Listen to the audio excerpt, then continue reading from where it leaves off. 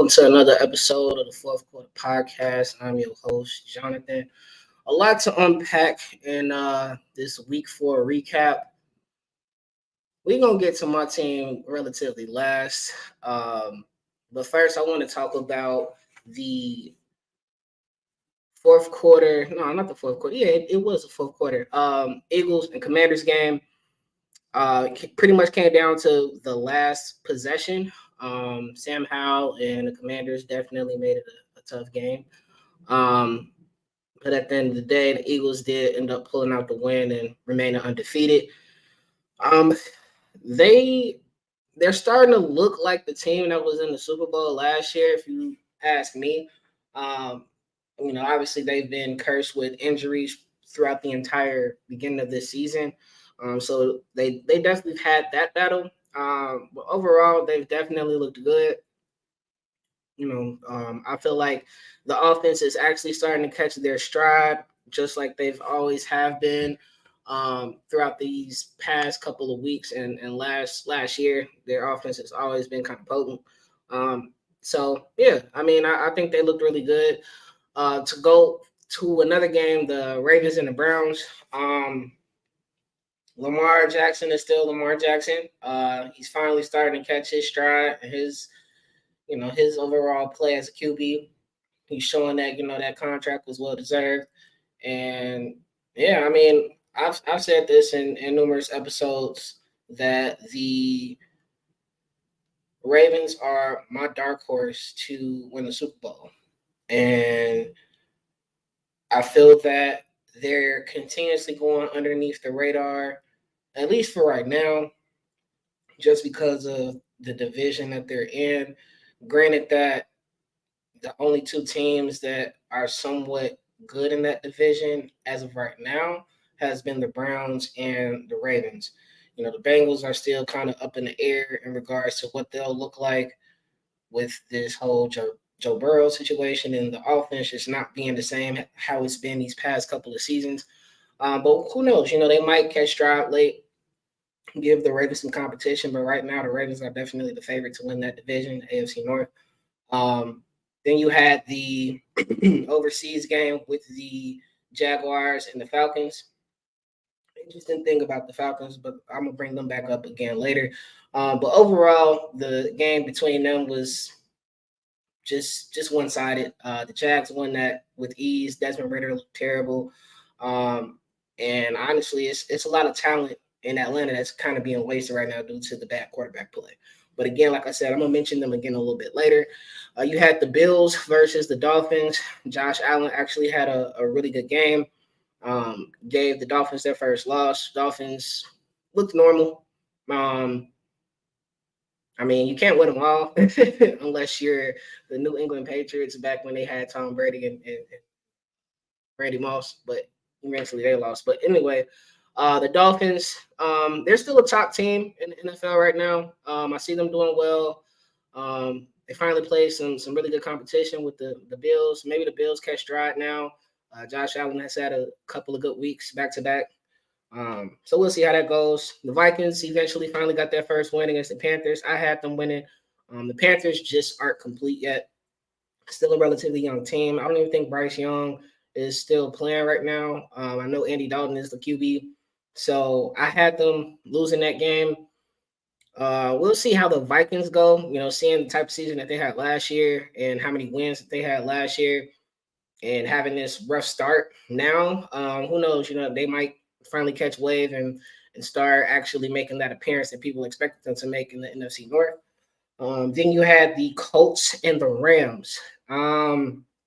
Again, this is week 3 out of 4 that Puka Nacua has showed his worth. Scored his first career touchdown, and it just so happened to be the game-winning touchdown. So shout out to him for that. The Rams look kind of good, and I think they'll be getting Cooper Kupp back soon. So having Cooper Kupp, Tutu Atwell, and Puka Nacua, it's going to be a nasty wide receiving core to have. So they might actually sneak up on the 49ers this year. The 49ers right now are the front runner for that division, especially with them still being undefeated. But I would not sleep on the Rams. The Rams The defense has always been there, especially with you have Aaron Donald on the other side. They're not going to be a easy task. So they already played them once this week, once this year so far, and who. With that being a division rival, they're going to play them again. We'll see how the next matchup goes because I'm assuming by the next matchup, Cooper Kupp will be back. We got the Buccaneers beating the Saints. Honestly, Derek Carr isn't really showing me much. Even if you look at week one, even though they won, it was a lackluster performance. And I don't know. I feel like you should try to give Jameis a chance at start just to see how that goes. I know he filled in for Derek Carr against the Packers that 1 week after he got hurt. But let's just see what happens. I think that's what the Saints should do. Granted they just got Alvin Kamara back too.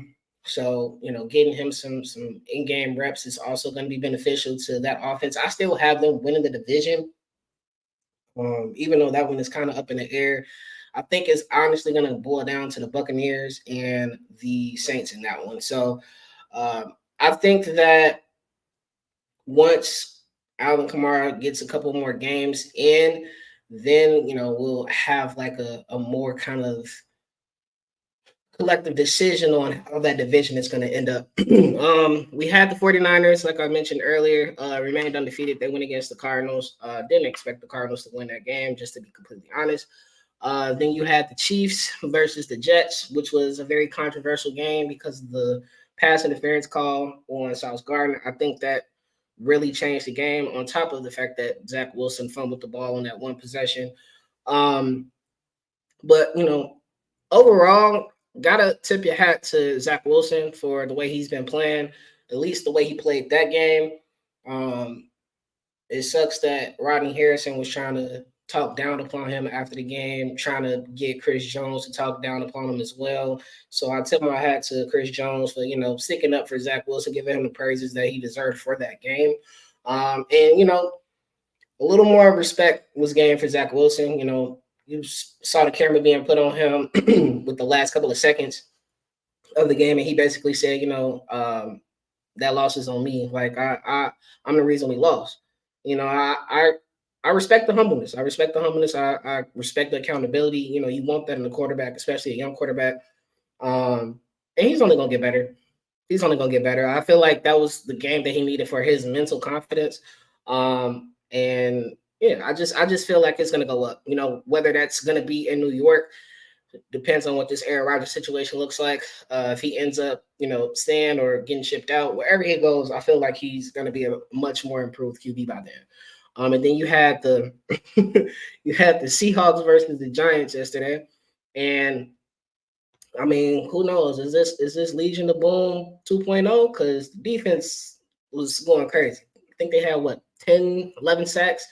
I mean, Daniel Jones doesn't look like a capable quarterback, especially when he doesn't have his strongest offensive weapon behind him in the backfield with Saquon out. You're starting to see that the Giants made the mistake. If you didn't know before, you're seeing now that the Giants made a mistake giving him all that money. I don't see them looking good this year, especially depending on how long Saquon is going to be out. It's going to be a rough year for the Giants. You see that there's some type of miscommunication between the QB and the head coach. And that's just not gonna work for your organization.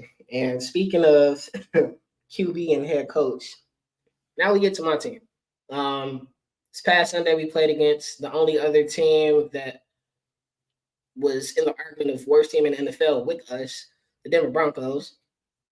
Had a 21-0, 21-point lead. 121-0, 21-point lead. And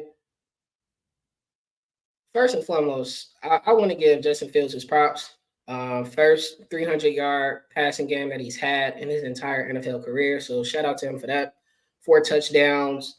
I think his passing rating was 133. So he had a hell of a game. Now, obviously there was some mistakes on his end with the fumble and the interception. We'll get to that in a little bit. But This is where my frustration came in at. We have a defensive head coach. We just got rid of our defensive coordinator due to whatever reason. Um, you were you had defenses that were in the top 10 for the past couple of years when you were a defensive coordinator. Now you become a head coach, and our defense is dead last in almost every category. So the fact that our offense was trying their best to help you out, and the defense just could not stop anybody, like at all. It was just bad. Like, and then you expected the offense to just bail you out every single time. This was the worst thing that happened that entire game. 4th and 1 on the defenses on the opponent's 18-yard line. Easy field goal range. 4th and 1. You go out, try to draw offsides, didn't happen. You call a timeout, and at that point, I'm thinking, okay, you didn't get the offsides, take the points. You haven't won a game in almost a year. Take the points, put the faith in your defense. I know I was just talking about them, but put the faith in your defense. If they don't stop them, then at least you can go out on a high horse in terms of your offense, because your offense did everything that they could do in that game to help you win.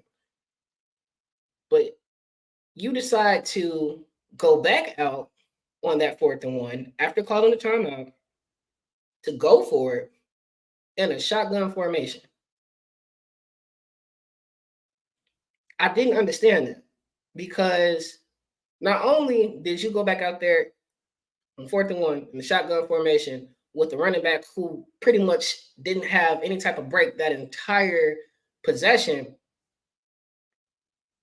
you ran a play that pretty much everybody saw coming. In my opinion, Justin Fields should have had the ball in his hands if you were going to go for it. Because don't get me wrong, I like the call to go for it. I like the aggressive play call, but I didn't like the play decision. Just like I didn't like the play decision towards the beginning of the game where they're doing this QB sneak with the tight end, and they barely got it on that 4th and 1. So the frustration level is really high for me. I'm just kind of fed up. I really thought last Sunday was gonna be a good Sunday for me, and then lo and behold, the Bears found a way to fuck that up. And yeah, it was tough. It was tough. Everybody that I know thought that the Bears were actually going to get their first win, especially seeing what the first half looked like. Like, gotta tell my head, I've been talking about them. Throughout these last couple of episodes, Luke Getsy, you called some phenomenal plays, in that first half. I'll give you that. I don't know what happened in the second half, but yeah, it that wasn't it. That was not it at all. But we'll see. I feel that that game truly showed that it's not on Justin. It's not on the players. It's more so on the coaching.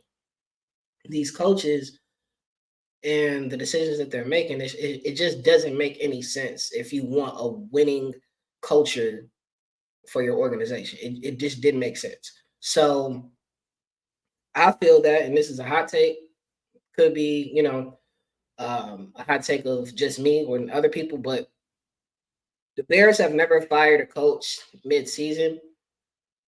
I feel that win or lose this Thursday in a couple days, however this game goes, Matt Eberflus is gone. That would be my hopes. Um, I just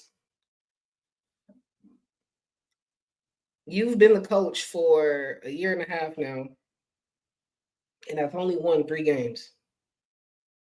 It's about to be a year since the Bears have won a game. Why are you still the coach? This hits principle stuff that you're trying to implement to all of your players, it ain't working. It's not working. So I need a new coach like ASAP. Um, I don't at this point, however the season ends, it's just how it ends. I just need I need him gone. Like that. That to me will be a successful season. Having him gone. Having a new coaching staff is gone. Obviously that's going to be tough for Justin Fields, seeing that this will be, the third regime of coaches that he's had since he's been there. But at this point, something has to change. I don't think Justin Fields is the issue. I'm not going to sit here and make it seem like he makes every great decision possible. You know, Before this past game, he was holding on to the ball too long. He was taking unnecessary sacks. So he definitely has some growing to do. But what I saw in this past week was the Justin that I saw last year that almost broke the rushing record. That was throwing bombs with nobodies as his wide receiver. So he continuously shows that he's suitable for this position. So why not build around him? Obviously, we're not a complete team yet. We've definitely made some transitions and some changes this offseason. Clearly, that hasn't been enough, but in due time, I feel that we'll have the pieces that we need. Obviously the main things is the offensive line. No, actually, at this point, it ain't even the offensive line that's the main need. It's the defensive line.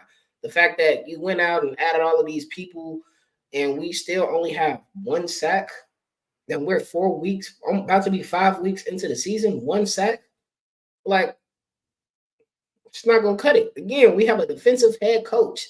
It's not going to cut it. So I don't know if it's just the coaching or just the the eliteness of these players that we have, but something has to change on that defensive end first and foremost. Then the offensive line, then this Chase Claypool situation. I feel that he's already played his last game in Chicago, just with how things have been unraveling. So definitely getting a wide receiver next year. Don't be surprised if you see Marvin Harrison Jr. in a Bears jersey. Just putting that out there now. But yeah, I think that Ryan Poles, you gotta own up to the mistakes that you made. I don't fault you for the mistakes that you made. Just take accountability for them at this point. You went out there, traded practically a first round pick for Chase Claypool. We see how that turned out. You went out and hired Matt Eberflus and Luke Getsy. You see how that turned out. Just go out there and be the GM that I expect you to be, and be like, hey, I'm trying to change the culture at this organization. Made some mistakes along the way, but we're not veering away from what we want to do, which is take over the NFC North and never give it back. So I feel that we definitely have some changes coming, hopefully sooner than later. Um, what I'm gonna do is we're gonna have another episode tomorrow. I'm gonna have R Dot there with me. We're gonna talk about these past games in college football as well. Talk about a week 5 preview. Also get his takes on week 4 as well. But I appreciate everybody that tuned in today. Be on the lookout for that episode tomorrow as well. Until then, bear down. I'm gonna stick beside my team until wheels fall off. You feel me? All right, y'all. Peace.